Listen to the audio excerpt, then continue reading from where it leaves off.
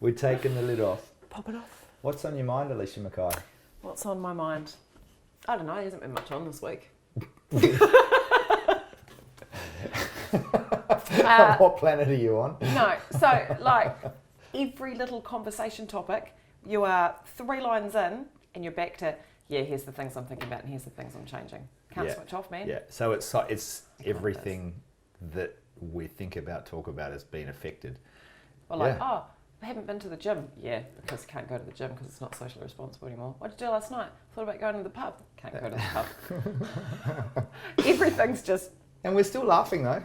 Yeah, I'm laughing less though. That's interesting. I reflected on our first conversation yesterday and I was like, oh, some of that stuff seemed funnier last week. Seems less funny now. That happened fast. It's kind of like a weight. It's like, ooh.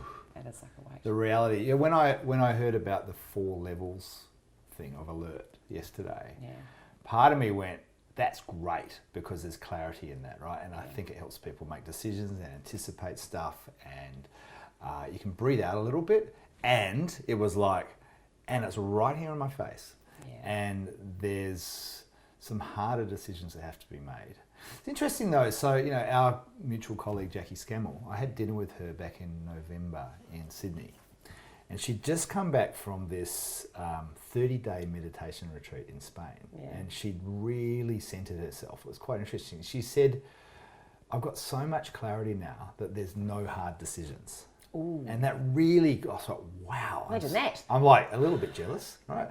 When she said there's no hard decisions, I think something like this 4 levels of alert thing makes some decisions easier. There's this, okay, because I've been sort of vacillating a little bit of, do I get this group together next week or not, with some of my clients. No. Now it's like, super clear. No, we're doing it virtual.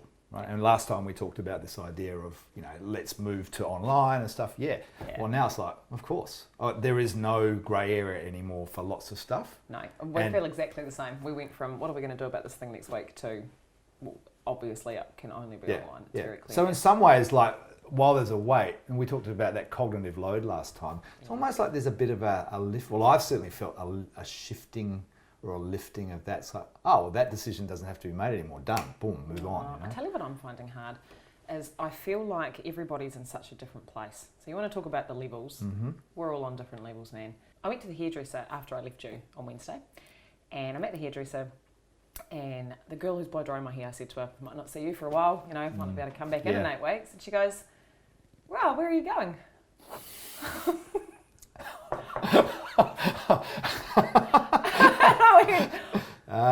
Same place as you, into hibernation, right? Yeah, and so we flew on Friday, which now seems just nuts.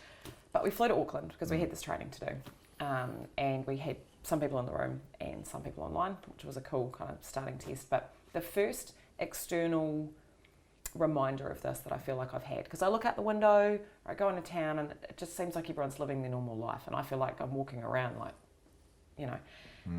But we walk into Auckland Airport on Friday, and every 60 seconds there's an announcer that comes over the loudspeaker that goes, attention, all visitors to Auckland Airport, please maintain a 1 metre distance from everybody next to you. Have you read 1984? It's exactly like 1984. Yeah. It's like The Purge, man. Yeah.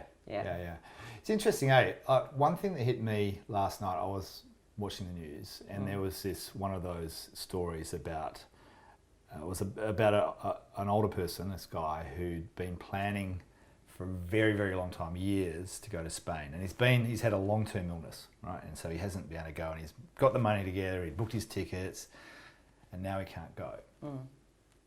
And there was this kind of realisation for him, he will probably never get to go to Spain. And it got me thinking carpe diem, rather than kind of go, I'll do it one day. I think it's kind of brought everything into, it's here, let's make some decisions about what's important.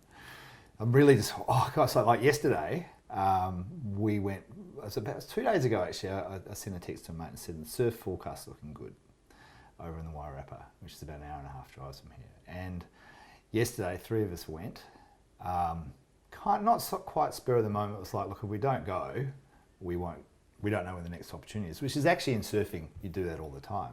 But it was very, very clear, no, this is what we need to do now, right? It's important for the soul and get out with some friends. And I reckon we relished it even more than usual. There was a feeling of, it's good to be alive.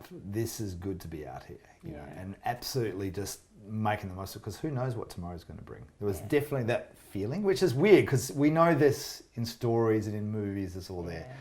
Now it's like, oh no, you got to live it this way.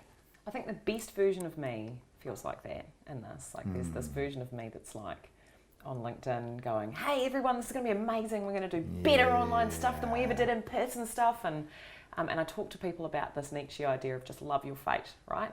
And love your fate. And it's the idea that, you know what? This shit's happening anyway. Yeah. Like no matter what you do, stuff's changing anyway. So you can choose whether you deal with it or whether you just can love it. So I feel like that.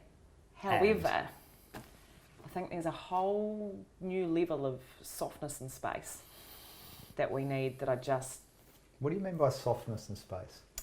Well, when I was thinking about this, this workshop we did on Friday, and we were planning for how we were going to work it in a way that really respected where people were at, right? So we're training, people have got less attention span than they had before, their focus is different, their energy is different, we have to meet that, right?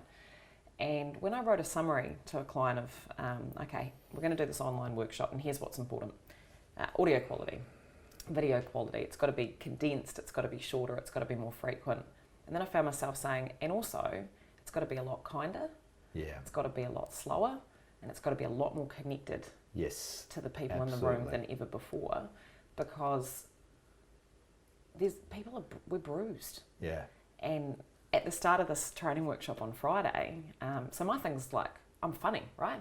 That's why it's fun to be with me. You're funny sometimes. When I'm doing the training stuff, I'm dropping a few F-bombs, like making a few jokes, and I'm doing this at the start of the workshop, and I'm like, this isn't quite landing. You know, when you get that feeling, this isn't quite landing. Yeah. What do I do here? And like the only way to break that ice at a certain point was I went, the humour quotient's different at the moment, isn't it?